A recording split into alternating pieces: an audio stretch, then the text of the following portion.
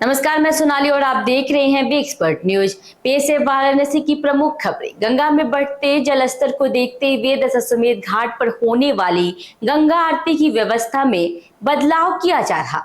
वहीं तेलिया नाला घाट पे बुधवार को मांझी समाज की हुई बैठक। पुलिस आयुक्त मोहित अग्रवाल ने कांवड़ मार्ग का किया निरीक्षण।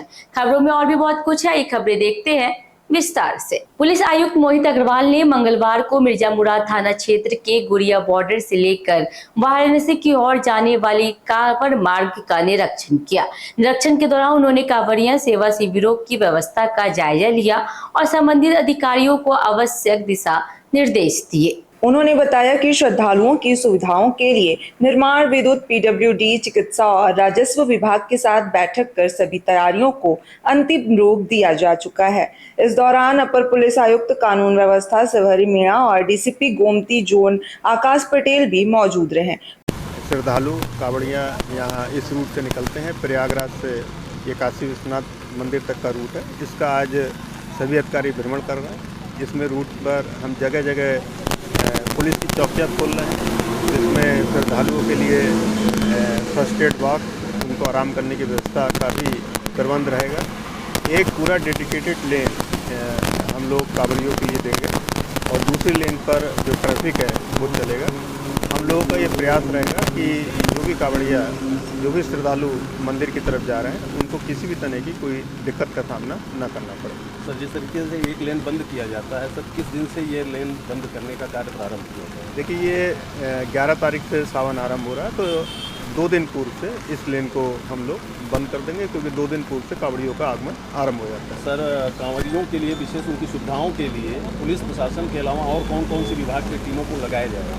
देखिए, इसमें सभी विभाग, चाहे वो निर्माण एजेंसी से संबंधित हो, सफाई से संबंधित हो, बिजली से संबंधित हो, तो नगर निगम, इलेक्ट्रिसिटी विभाग, पीडब्ल्यूडी, सभी विभाग और हमारा जो राजस्व विभाग है और मेडिकल, सभी लोगों की एक कोऑर्डिनेशन बैठक ऑलरेडी हो चुकी है और सब लोगों ने अपने अपने दायित्व को सबको समझा दिया गया है और सभी लोग अपने काम पर लगे हुए हैं। गंगा के बढ़ते जलस्तर को देखते हुए दशाश्वमेध घाट पर होने वाली विश्व प्रसिद्ध गंगा आरती की व्यवस्था में बदलाव किया जा रहा। गंगा सेवा निधि द्वारा आयोजित यह आरती अब ऊंचे और सुरक्षित स्थान पर शिफ्ट की जा रही है। आरती मंच, चौकियां और पाइप आदि को हटाकर सुरक्षित स्थानों पर स्थापित किया जा रहा है। श्रद्धालुओं की सुरक्षा को ध्यान में रखते हुए जल पुलिस द्वारा निगरानी बढ़ा दी गई है। प्रशासन ने श्रद्धालुओं से अपील की है कि वे गंगा किनारे अत्यधिक न जाएं और सुरक्षा नियमों का पालन करें। सबसे पहले तो गंगा अगर उफान पे आती है, जलस्तर बढ़ता है, तो सबसे बड़े रोजी रोटी पर प्रभाव पड़ता है। जितने भी यहाँ में छोटे मोटे दुकानदार हो गए या चाय बेचने वाले हो गए या ब्राह्मण समाज के लोग हैं या नाविक समाज के लोग हो गए, गंगा के बढ़ जाने की वजह से सभी लोगों को अपने रोजी रोटी पर संकट आ जाता है। किस तरीके से लोग अपना परिवार चलाएंगे, ये बहुत सोचने की बात है। शंभू जी, देखा जाए तो गंगा सेवा निधि के द्वारा और आप लोग के द्वारा भी क्या पूर्व घाटों पे जो भी है तो हटाया जा रहा है? देखिए, सावन का महीना आ रहा है, लाखों लाखों की संख्या में लोग काशी में सैलानी दर्शन करने के लिए आएंगे। तो सावन भी आ रहा है, बाबा विश्वनाथ, बाबा काल भैरव, माँ गंगा का गंगा आरती वहाँ पर भ्रमण करने के लिए आ रहे हैं, तो सुरक्षा व्यवस्था ये बहुत ज़रूरी है।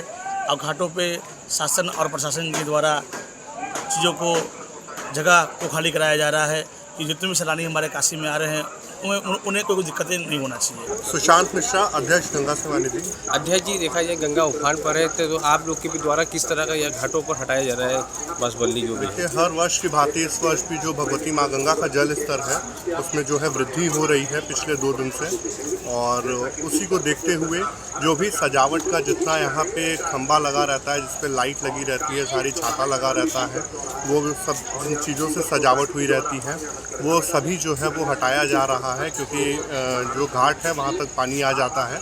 उसी को देखते हुए सारी चीज़ें जो है वो हटाई जा रही है। अध्यक्ष जी, देखा जाए तो जिस हिसाब से गंगा उफान पर है, तो मान लीजिए पानी बढ़ती है तो क्या गंगा का आरती का स्थान भी चेंज किया जाएगा? देखिए, अभी तो जिस दैनिक आरती का जो स्थान है वहीं पे आरती हो रही है अपने स्थान पे, और जैसे जैसे भगवती माँ गंगा के जल स्तर में वृद्धि होगी वैसे वैसे आरती का जो स्थान है वो भी परिवर्तित होता चला जाता है। जैसे जैसे जल स्तर बढ़ता है वैसे वैसे आरती उसके पीछे होती चली जाती है घाटों पे।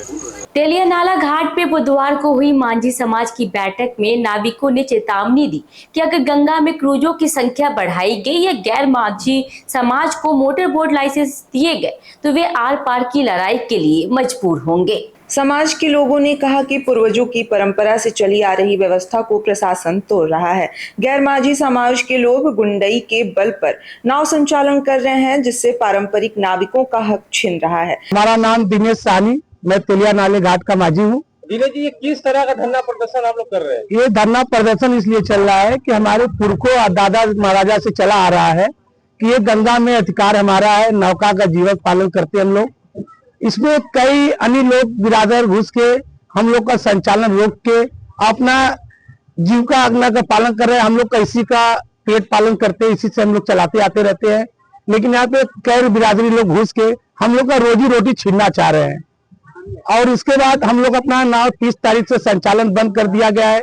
नगर आयुक्त को ज्ञापन दिए और मेयर साहब से मिले, सभी लोग से मिलकर सभी लोग खाली आश्वासन देते रह गए, कोई हम लोग का माल नहीं वो अपना हुआ।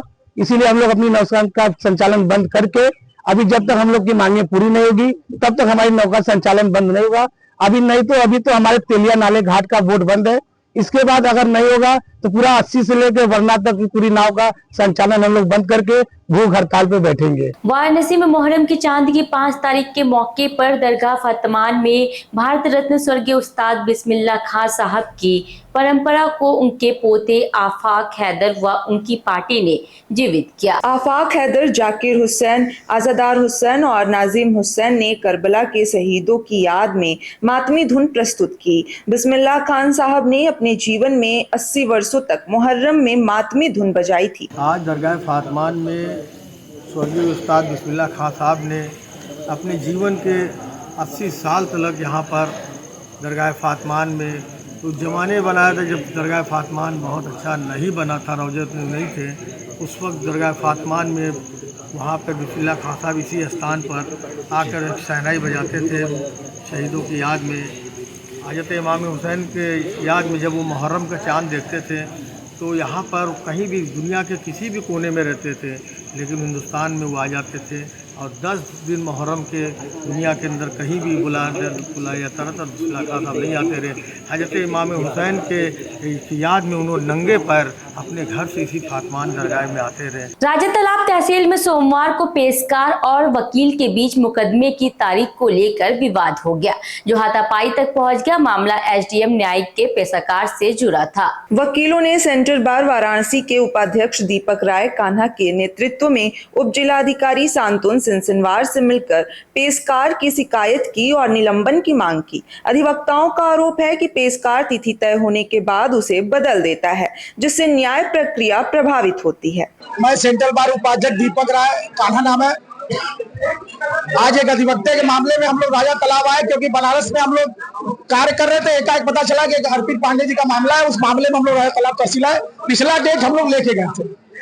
यहाँ के जुडिडिक्शन के अनुसार जो न्यायिक तहसीलदार हैं एसडीएम, उनसे हम लोगों ने आग्रह किया कि आपके ऑर्डर शीट पर लिखी हुई बात को आपके एम्प्लॉय द्वारा, आपके पेशकार के द्वारा काट दिया गया।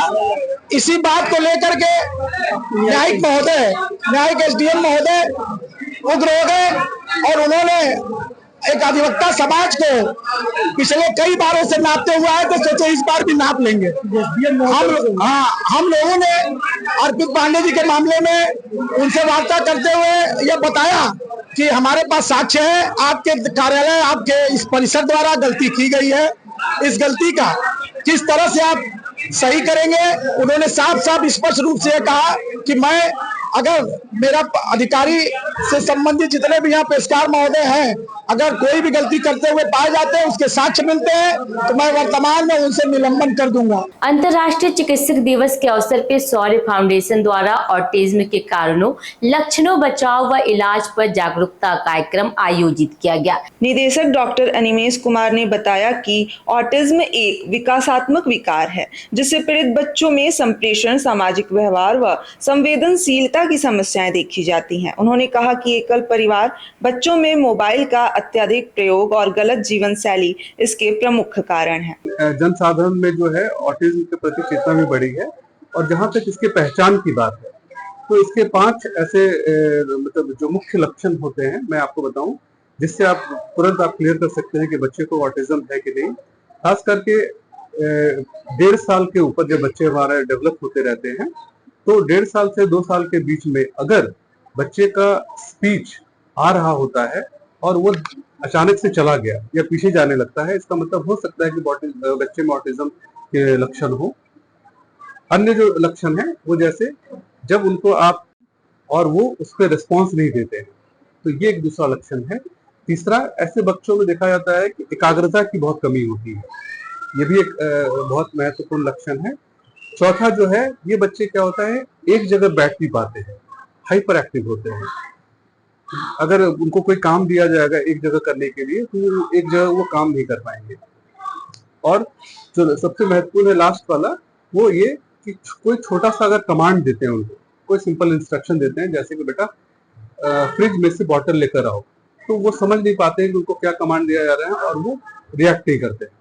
तो ये छोटे छोटे ऐसे लक्षण हैं जिससे आप बच्चों को पहचान सकते हैं कि क्या हमारे बच्चों में ऑटिज्म है या नहीं है। वाराणसी के रोटरी इंटरनेशनल डिस्ट्रिक्ट 3120 के नए मंडलाध्यक्ष डॉक्टर आशुतोष अग्रवाल ने एक भव्य समारोह में पदभार ग्रहण किया। पूर्व मंडलाध्यक्ष रोटरियन परितोष बजाज ने उन्हें कॉलर पहनाकर शपथ दिलाई। डॉक्टर अग्रवाल ने रोटरी के आदर्शों के अनुरूप निस्वार्थ सेवा की शपथ लेते हुए बताया कि वर्ष भर जनहित में स्वास्थ्य जांच कैंप, मोतियाबिंद operation, cancer vaccination, smart class, पौधारोपण, महिला चेंजिंग रूम व शिशु पोषण केंद्र जैसी योजनाएं संचालित की जाएंगी। हर साल 1 जुलाई को गवर्नर चेंज होते हैं। अब 25-26 के लिए मैं डॉक्टर आशुतोष अग्रवाल, मेहदी रोड शिक्षक, मैं डिस्ट्रिक्ट 3120 को लीड करूंगा। रोटरी क्लब पूरे विश्व में पहचानी जाती है, क्या कहेंगे संस्था के बारे में? देखिए, रोटरी क्लब सबसे बड़ी संस्था है विश्व में सर्विस करने के लिए। आप कहीं भी देखोगे सर्विस की जरूरत पड़ेगी। पोलियो हुआ, ट्यूबरकुलोसिस हुआ, बाढ़ हुआ, आप मलेरिया हुआ, डेंगू हुआ, हर जगह आपको रोटरी क्लब की सहायता मिलती दिखाएगी आपको। हमारे डिस्ट्रिक्ट में 90 क्लब हैं। आज के दिन 90 क्लब के प्रेसिडेंट इलेक्ट हुए, 90 क्लब के सेक्रेटरी इलेक्ट हुए और डिस्ट्रिक्ट गवर्नर। वाराणसी की ऐसी ही तमाम खबरों को देखने के लिए बी एक्सपर्ट न्यूज से जुड़े रहिए। लाइक से सब्सक्राइब करना ना भूलें।